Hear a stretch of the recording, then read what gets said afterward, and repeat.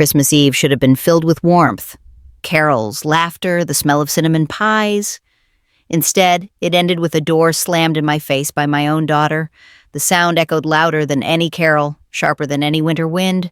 In that moment, I felt smaller than ever before, unwelcome in a home I had sacrificed everything to build.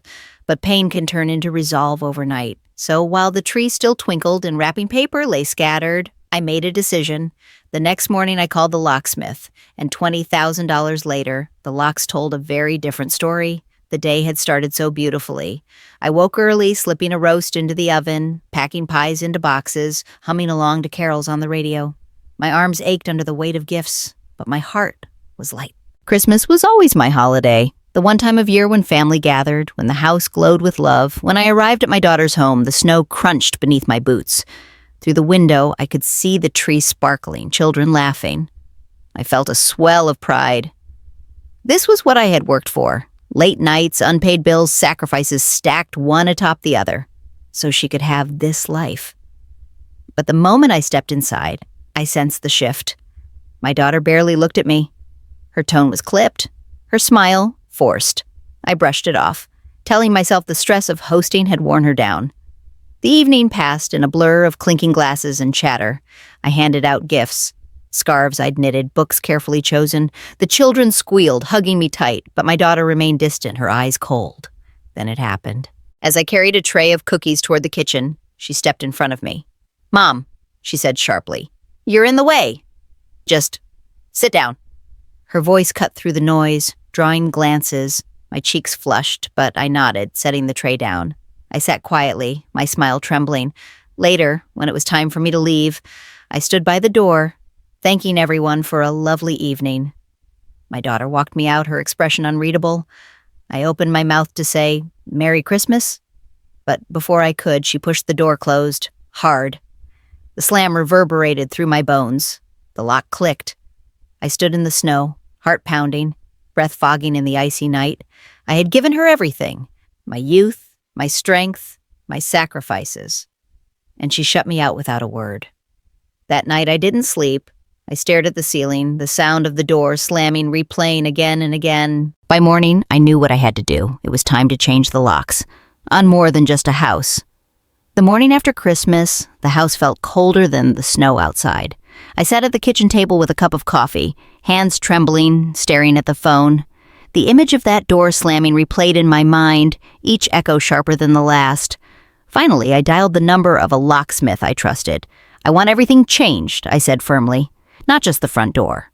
Every lock, every entry, the garage, even the back gate. The man hesitated. "That's going to be expensive, ma'am. We're talking top-grade systems, electronic deadbolts, smart entry panels. At least $20,000, I took a slow breath. My savings could cover it. And in that moment, I wasn't thinking about money. I was thinking about peace, about boundaries, about reclaiming dignity. "Do it," I said. By noon, the locksmith's van was in my driveway. Tools clattered, drills whirred, screws loosened. I watched from the living room window as old locks were stripped away, one by one, like peeling off layers of hurt. Each heavy clunk of metal hitting the floor felt like release. Inside, the technician showed me sleek new systems, keypads, fingerprint scanners, reinforced doors. "These aren't just locks," he said. "They're fortresses." I nodded, fingers tracing the cool metal. "That's what I need." Bar fortress? As the hours passed, I brewed coffee, kept the workers fed, and quietly absorbed the transformation. By evening, every door gleamed with new steel, every entry guarded by technology. He handed me a small envelope with a single set of master keys. "These are yours," he said. "No duplicates, unless you make them." I held the keys in my palm, their weight heavier than gold. $20,000 sat there, not in metal, but in meaning. I locked the front door myself that night, hearing the click echo through the empty house. For the first time in years, it wasn't just a sound of security. It was a sound of control. Because while my daughter thought she had shut me out, she didn't realize I still held the power to decide who walked through my doors. And now, those doors answered only to me. 2 days later, I heard the familiar crunch of tires on my driveway, my daughter's car. She stepped out briskly, children trailing behind, arms full of leftover gifts. I stayed in the kitchen, watching through the curtain as she marched up the steps and pulled out her old key. Click, twist. Nothing. She frowned, tried again, jiggling the knob. Still nothing. Her voice rose, sharp. What's wrong with this door? I opened it from the inside, slowly, holding the frame like a queen with her gate. The locks have been changed, I said evenly. Her eyes widened. Changed? Why would you do that? Because, I replied, voice steady. Last week you slammed this very door in my face. You showed me I didn't belong. So now, these doors belong only to me. The children froze, sensing the tension. My daughter's cheeks flushed red. Mom, that was a mistake. I was stressed. You're overreacting. I shook my head. Respect isn't optional, and boundaries aren't overreactions. She glanced at the keypad, at the sleek steel glinting in the sunlight. Do you know how much this must have cost? 20,000, I answered simply. Every penny worth it. Her jaw dropped. You spent that much just to keep me out? I stepped onto the porch, the new keys warm in my hand. Not to keep you out. To remind you that entry into my life, into my home, isn't automatic. It's earned. For a moment, the air hung heavy. My granddaughter clutched her toy tighter. My grandson whispered, Mom, can we go? My daughter blinked rapidly, her anger flickering into something else. Uncertainty, maybe even guilt. So, what now? Now? I said softly, what do you knock? You wait. You show me the respect you forgot to give me. Until then, these doors stay closed. She swallowed hard, turning away with a muttered curse. The kids followed, casting quick glances back at me. As their car pulled out, I stood tall in the doorway, not triumphant, but resolute.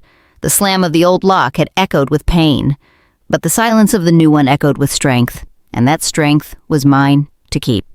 By the end of that week, the calls began. My sister phoned first, her voice sharp. You really changed the locks? On Christmas week? Yes, I said calmly. That's cruel, she snapped. She's your daughter. She's also the one who slammed a door in my face, I reminded her. There was silence, then a huff. Still, $20,000? That's extreme. Maybe it was, but so was the humiliation I'd felt on Christmas Eve. Later, my cousin called, her tone softer. I heard what happened. Honestly, good for you. People forget that parents aren't doormats. You taught her a lesson. The family was split. Some whispered that I'd gone too far, that I'd embarrassed my daughter. Others said I finally stood up for myself after years of being brushed aside. For once, I didn't flinch at their opinions. The locks clicked solid each night, and that sound gave me peace. At the grocery store, I bumped into an old friend. She leaned in close. I heard about your new fortress, she teased. I smiled. It's not a fortress. It's a boundary. She nodded knowingly. And boundaries are priceless. Meanwhile, my daughter grew quieter. No more surprise visits, no demands. She called once, her voice clipped. Mom, the kids miss you. Can we come by?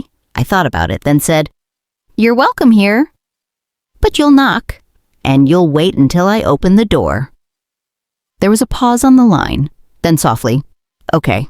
It wasn't surrender. It was recognition. For years, I had been the one bending, accommodating, sacrificing, but changing those locks shifted something deeper than steel. It shifted the balance of respect. Family isn't about unconditional access. It's about mutual care. And if respect is broken, sometimes it takes a $20,000 reminder to fix it. It was mid-January when the knock finally came. 3 gentle raps on the new steel door. I peeked through the peephole and saw my daughter, bundled in a coat, her children huddled close beside her. For a moment I considered leaving it unanswered, but then I turned the key, letting the door swing open. She didn't rush inside. She stood still, eyes lowered. Mom, she said quietly, we'd like to come in. If it's okay.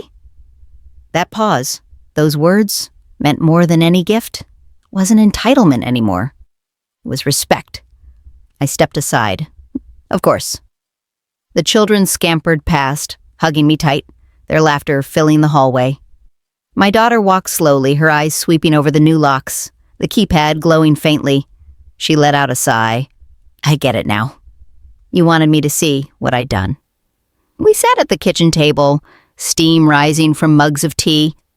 She fidgeted with her hands, then finally spoke.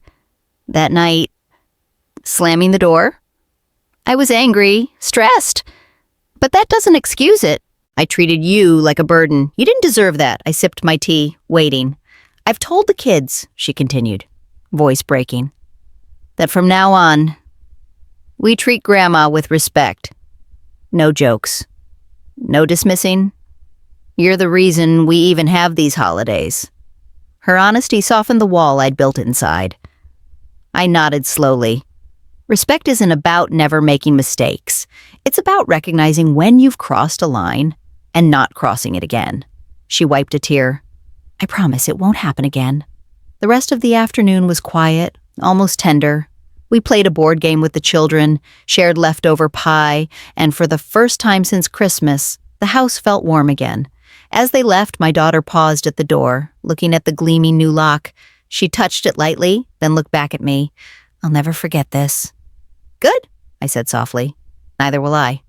Because the locks weren't just steel or circuits. They were a symbol, a $20,000 reminder that dignity is priceless and respect, once lost, must be earned back with care. In the end, the story wasn't about locks or money. It was about boundaries. My daughter thought shutting me out was just a moment of anger, but she learned that every action has a cost, and sometimes that cost is measured in steel and silence. The $20,000 wasn't wasted. It bought me peace, dignity, and a reminder that love doesn't mean accepting disrespect. It means teaching others how to treat you. Now, when she comes to my home, she knocks. She waits. She respects the threshold. And every time I turn the key, I know I reclaimed more than my doors. I reclaimed myself. So tell me, have you ever been pushed aside, only to stand taller by drawing a line no one dared to cross again? Share your story in the comments, and stay for more tales where dignity unlocks respect.